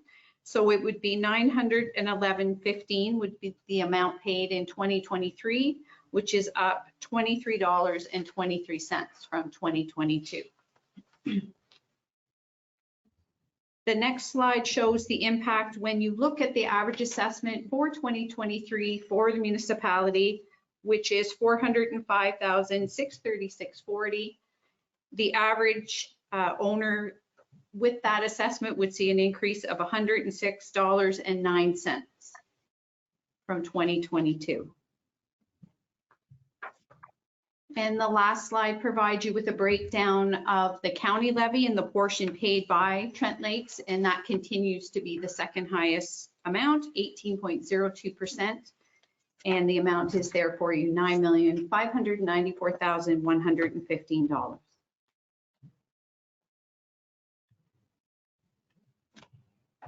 Thank you very much, Donna. Do we have any questions or comments? Go ahead, Councillor Cadigan. Through you, Mayor Lamshead, why is it going up 18%, I guess would be my question. Do you know? So thank you, and through you. It's not, it's the amount being paid. Trent Lakes pays 18.02%. Okay, that's the overall budget. Of the overall amount from the county. I see. Okay, thank you. You're welcome. Any other questions? I have one comment. I want to thank Deputy Mayor Armstrong for being on the Finance Committee at the county, as I'm sure that between you and Matthew Graham, you were instrumental in the county not raising our taxes 10 or 12%. I think there was a lot of work done by that committee, and I thank you for that. Thank you. If I can just respond, Sure. the actual tax rate increase from us, municipality is 2.1%, which is incredible throughout the province. And you're right, the county ended up being only 3.9%. So those are the two different rate increases. Just point of information is that a lot of that increase is due to the huge infrastructure debt that the county has, and they have to find a way to solve it, and they are. Unfortunately, it's through all our ratepayers. Okay, thank you very much. Is anyone prepared to make a motion? Councillor Cadigan? I'll make a motion that we receive the report. Do I have a seconder for that motion? See Deputy Mayor Armstrong. Any other conversation? Seeing none, I will call for the vote. All in favor? That motion is carried. I know it's not funny, but I find the little flag going up a little. Maybe I'm tired. It's just, I guess the contrast, it's just trying to create a contrast. That's working well, Councillor Faber. That's good. Thank you very much. Okay, we can move on to 10.5.2 of our agenda, which is Donna Taggart, our COO treasurer once again, and the Blood Lab Reserve. Go ahead, Donna. Thank you, and through you. So I'm looking for support today from council to transfer $3,000 from the Buckhorn Regional Health Center Lab Reserve for the continued work of the phlebotomist at the Buckhorn Regional Health Center. So just as an oversight, there was a reserve created under council resolution in 2013 that resulted in a new blood lab trust account being created. And since that time, there have been donations received from the public. That is how the work of the phlebotomist is structured, that go into that trust fund, and amounts are provided to the administrator of the center as needed. So the ability for those services had shut down for a while with the pandemic, but they are now back up and running as of November 2022. So currently there is a balance with the $3,000 taken out of $13,741.77 in that reserve. Okay, thank you very much, Donna. Any questions or comments from council? I see Councillor Braybrook. Go ahead. Just a quick question through you, Mayor, to our CAO, Donna. Could you just provide a brief explanation of what a phlebotomist is? So thank you, and through you, I can. That's an individual that draws blood samples. So previously, or there have been, Life Labs is typically the organization that does that for the province, but several years ago, they shut down many of those labs, and yeah, those services aren't being offered in as many locations. So they're being offered at the center in Buckhorn just through the doctors. So it is work to draw blood for the people that are patients at that facility. Oh, that's great. Yeah, I just had a few emails asking me what that was, so I just thought it'd be helpful for some of the people if they're watching this. Thank you. Thank you very much, Councillor Braybrook and Donna. Thank you. Okay. Anyone prepared to make a motion? The Deputy Mayor Armstrong.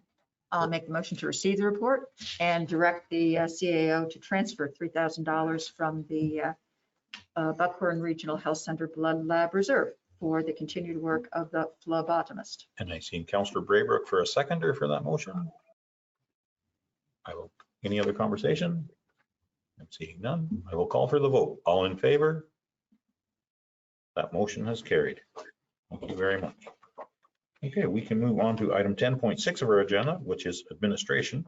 And we can go to 10.6.1, which is Donna Taggart, our CAO treasurer. Go ahead, Donna. So thank you, and through you. So before you is the Q1 reporting for 2023. You will see that staff continue to be busy with operations currently underway. So I thought I would just give you a really brief highlight of some of those. So we did complete the 2022 financial audit, and the 2023 budget was approved by council. There were $564,000 worth of purchasing delegated authorities provided through corporate services. There was a major sorting project undertaken by corporate services as well, and that's resulted in some efficiencies in the upstairs vault. We've really enhanced our media releases in Q1, and this has been done through our economic development officer, who has updated our media contact list. And we've actually had some staff, our director of recreation and facilities was on Global News actually, and that is because of that initiative to increase the media for Trent Lakes. You will see that there's continued building and planning permit applications. Their continued levels are increasing there, or they are actually kind of still above pre-pandemic levels. They're down slightly from last year, but definitely still up. Fire and emergency services continue to look at net record number of incidents. There were 103 incidents in Q1, taking about 369 hours to complete. There were 227 tons of garbage received by the transfer stations, which is pretty consistent with 2022, and lots of planning underway for 2023 for waste initiatives. And there's a roads needs study that's currently underway in Public Works. 90 work orders were completed by recreation and facility staff. And this report has a new section for green initiatives, and we're continuing to develop that section, but shows some successes identified in Q1 for under green initiatives. So just for your information. Okay. Thank you very much, Donna. Anyone have any questions of that report? Okay, go ahead. Thank you, Mayor Armstrong. Thank you, Mayor Lamstead. First of all, thank you for this. I continue to find it very useful, and I'm pleased that there's now an environmental section that pulls together a lot of the things that are going on. It's invisible, I think, to most people, including us. It's awful to single out one department, but I'm going to. So Steve, you're it this month or this quarter. It struck me that the number of incidents last quarter was up a little bit, but the number of hours was huge. And I wonder if you could explain a little bit about that. The incidents went from 97 to 103. The hours went from 214 to 369. So there's something going on there. Yes, thank you. Through you, Mayor. Something like that could be as simple as a wind event over a couple day period. Some of it is wait times for Hydro 1.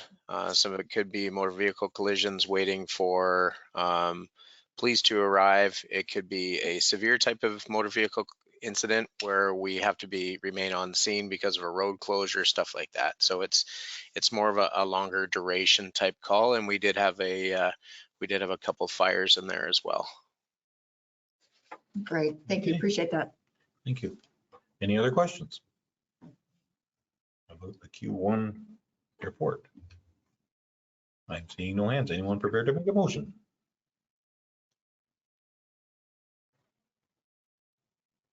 Go ahead, Motion to Councillor receive the Franson. report. Okay, do I have a seconder for that motion?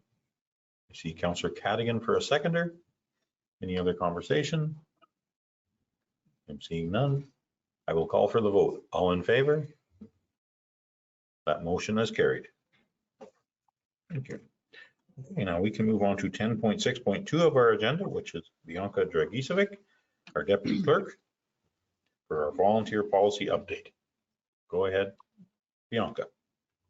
Thank you, and through you. At the September 20th council meeting, the volunteer policy was passed, and council also had directed staff to report back in 6 months to ensure that the policy was meeting the intended needs and objectives.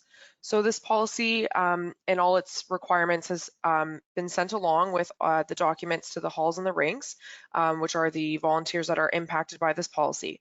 We've also received a formal list of volunteers back from each group, and the applications have been made available on the website for new volunteers to apply.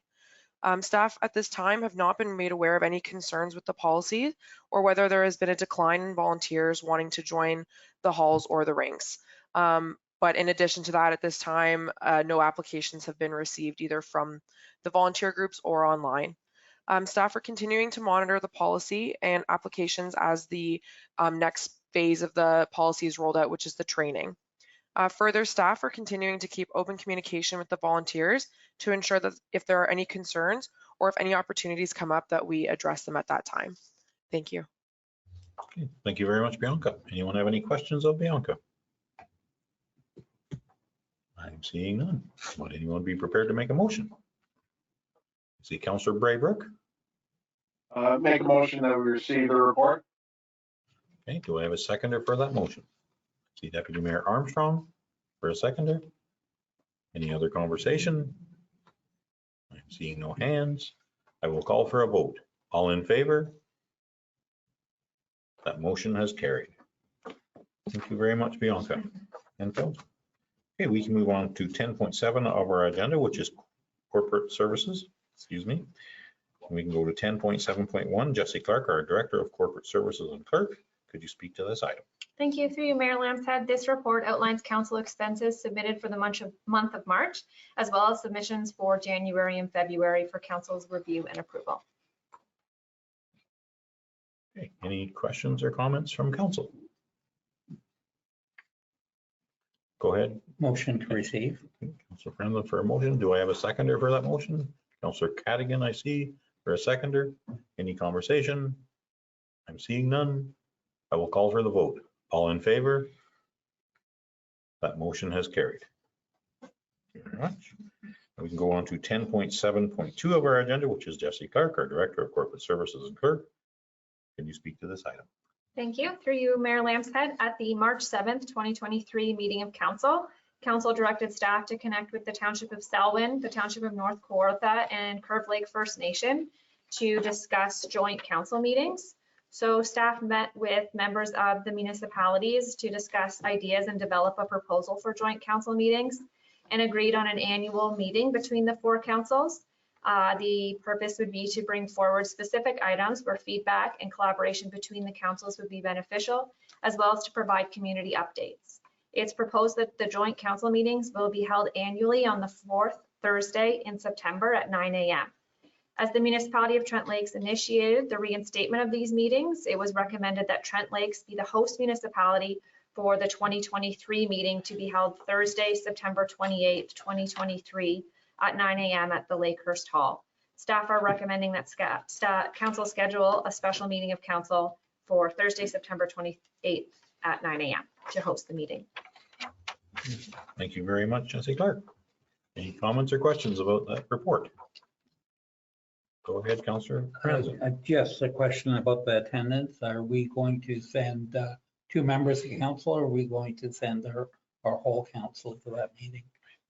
I think our clerk would like to speak to that. Through you, Mayor Lambshead, this would be for all members of all councils to attend. Okay. So all 5 would be invited to participate.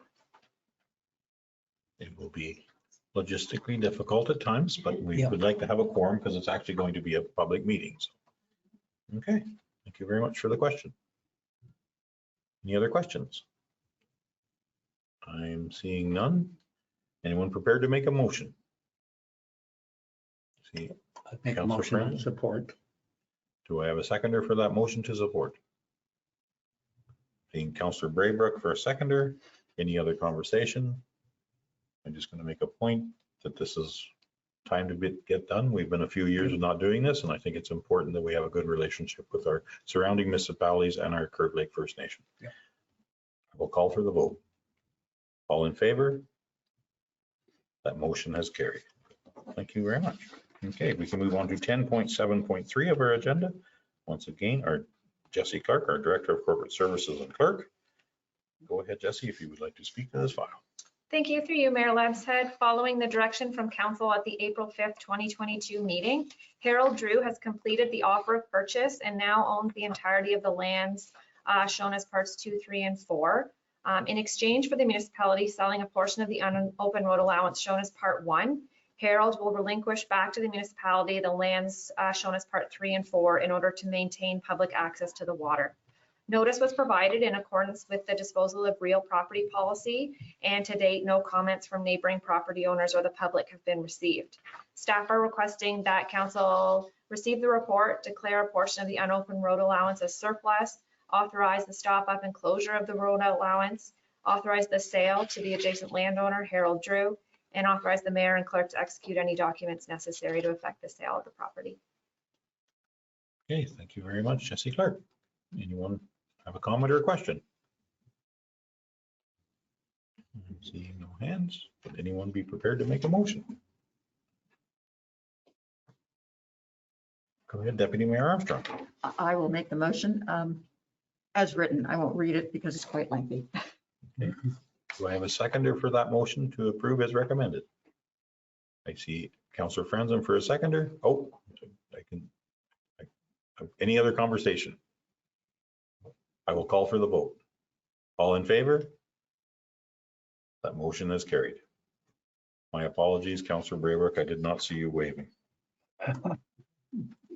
Okay, we can move on to item 10.7.4 of our agenda, which is Jessie Clark, our Director of Corporate Services and Clerk. Thank you. Through you, Mayor Lambshead, Karina Luoma submitted a request to purchase a portion of the unopened road allowance adjacent to their property.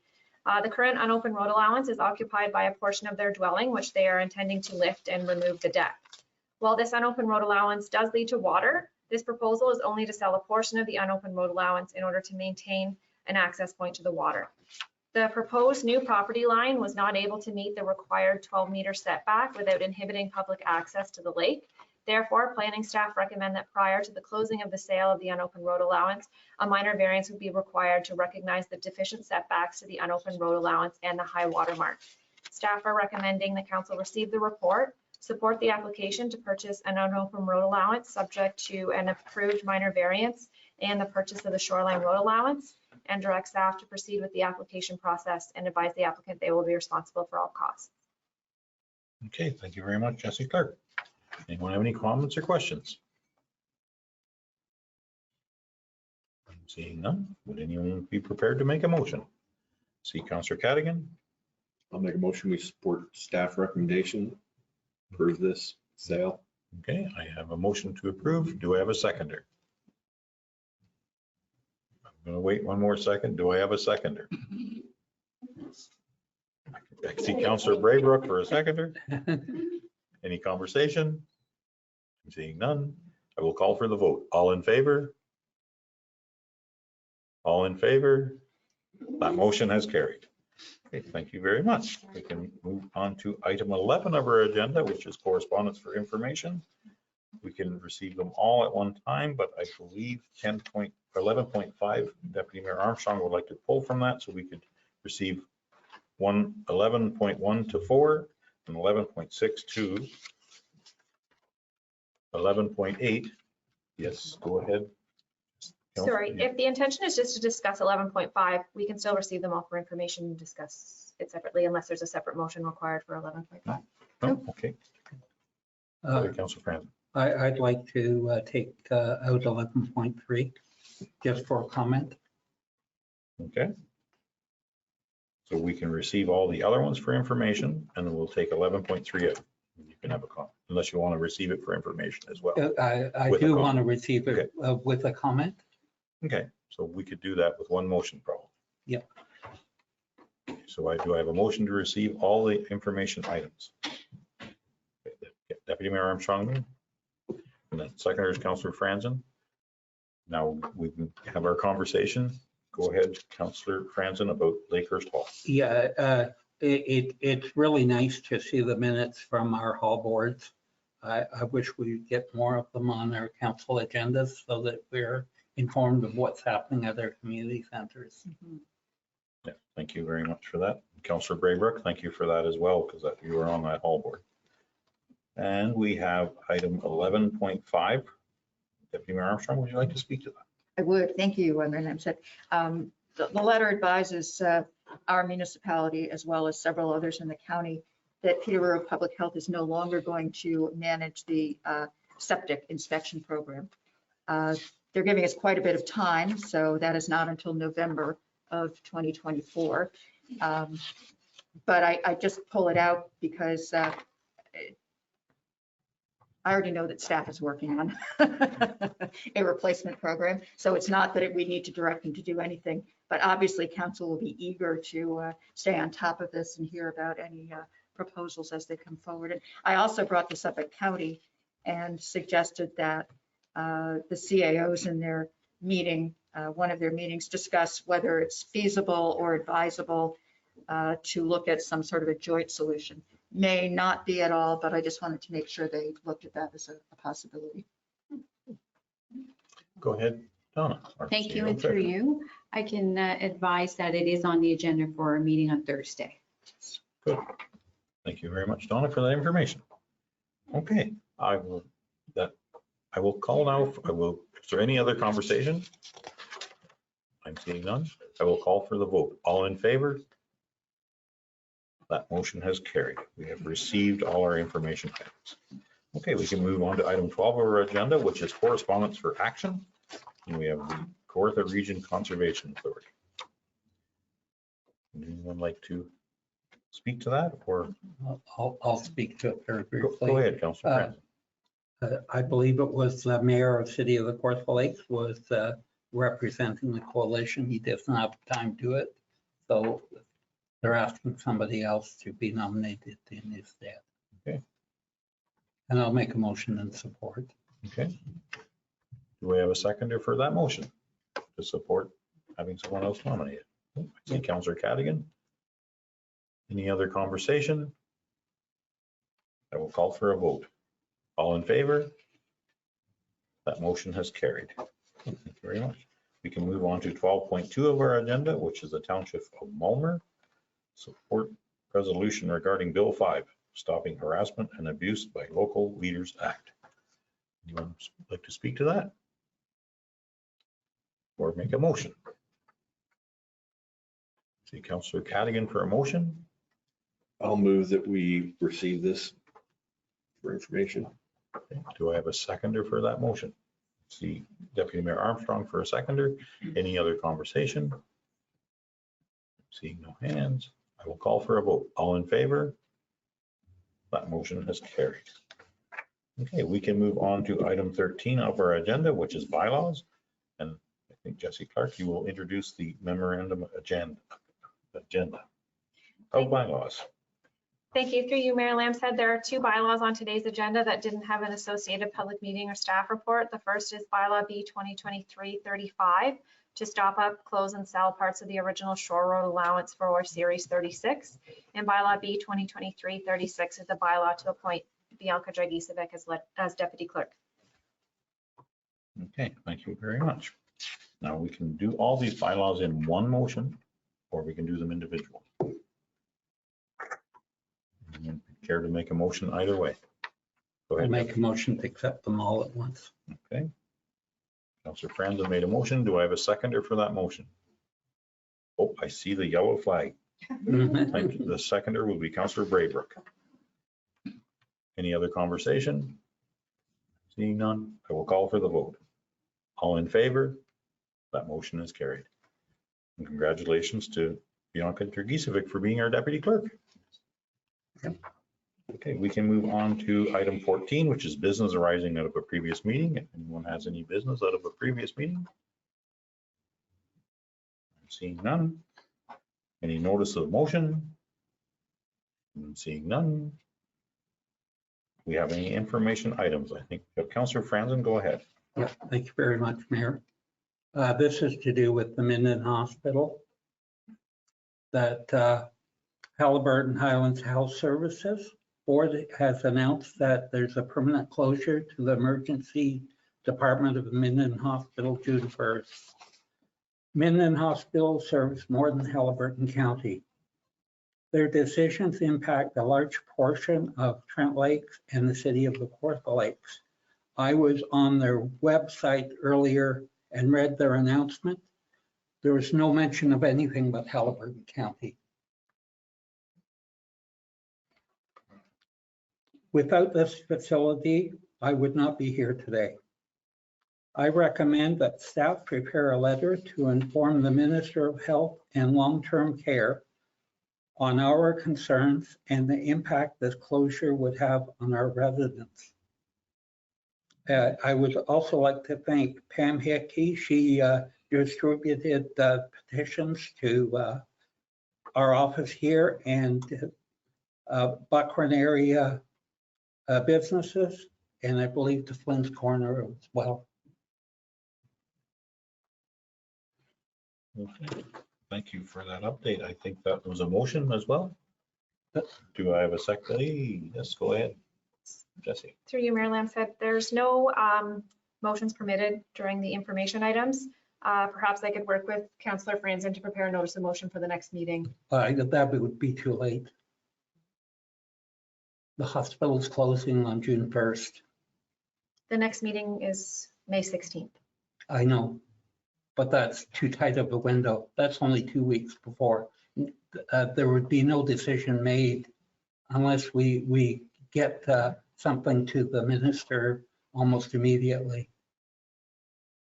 So is there an opportunity to go back in our agenda to item 15? My apologies to Councillor Franzen, because that was where we told you to bring that up in. Yep. Had I known you were making a motion, I thought we were just going to share that information. Do you notice a motion? There was not proper notice provided for this motion. Yeah, so To we be need to discussed bring at it this up at the meeting. next meeting. Okay. And thank you very much for bringing that to our attention, Yep. Councillor Franzen. We will get you a notice of motion on our next meeting. Yep.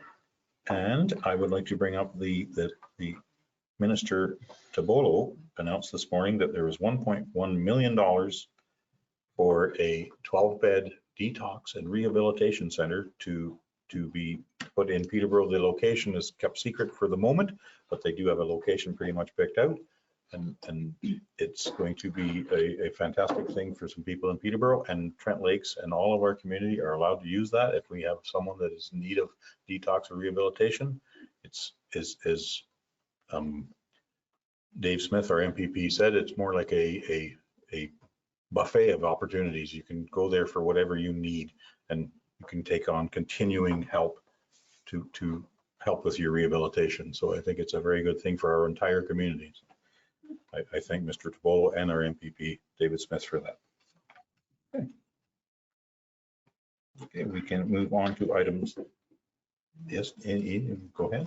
Thank you. I'll just speak to the notice of vacancy on the library board. So the library board, through the library board, we have received notice that they have declared a vacancy on their board. And so staff have worked with the CEO of the library to prepare the notice of vacancy and advertisement for circulation beginning tomorrow to fill the vacancy.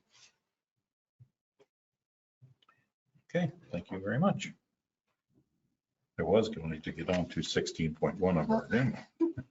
Okay, we can go on to 17 of our agenda, item 17, which is closed meeting. So I will need a motion to go into closed. Yeah, Councillor Cadigan, motion, and I a seconder.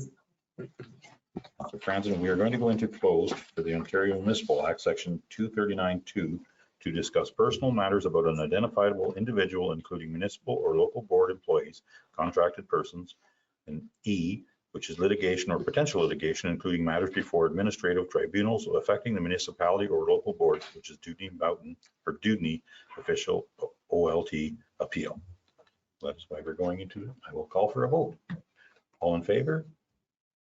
That motion is carried. We are going into closed. Thank you, everyone, for attending. Thanks for coming.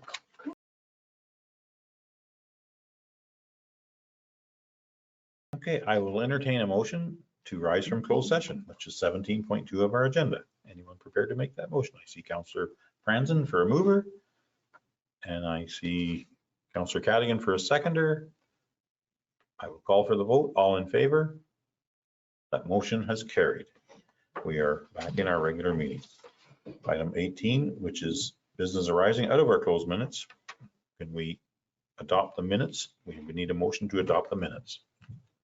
See Councillor Cadigan and Deputy Mayor Armstrong for a seconder. All in favor?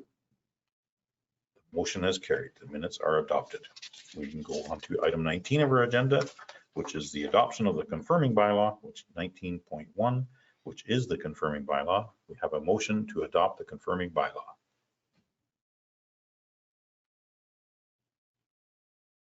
There we go. Councillor Braybrook for the mover and Councillor Franzen for the seconder. All in favor? The motion has carried to adopt the confirming bylaw. And we can move on to item 20 of our agenda. But before we ask for your motion, thank you very much to all the staff and council. This was a long agenda and we got through it. Thank you very much. I will entertain a motion to adjourn. I see Councillor Cadigan and I'll do it again. Councillor, I will. Wait a minute, I can. And Mayor Lamstead for a seconder. All in favor? That motion has carried. We are adjourned.